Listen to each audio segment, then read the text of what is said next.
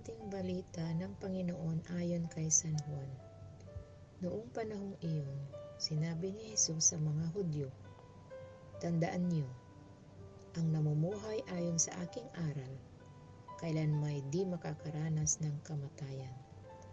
Sinabi ng mga Hudyo, "Ngayoy, natitiyak naming inaalihan ka nga ng demonyo. Namatay si Abraham at ang mga propeta, pero sinasabi mong hindi mamamatay kahit kailan ang sino mang namumuhay ayon sa iyong aral.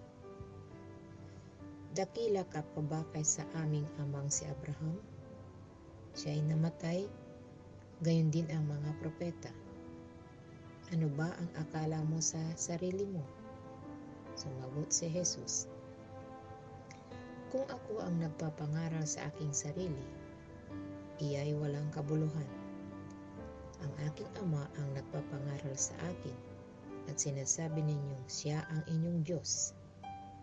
Hindi ninyo siya nakikilala, ngunit siya nakikilala ko.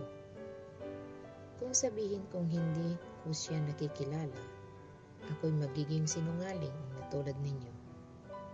Subalit, nakikilala ko siya at ginagawa ko ang kanyang sinasabi.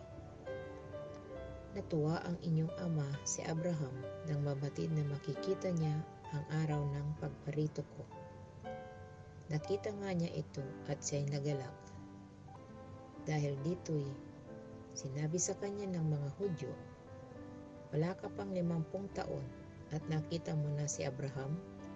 Sumagot si Jesus, 'Sinasabi ko sa inyo, bago ipinanganak si Abraham, ako na.'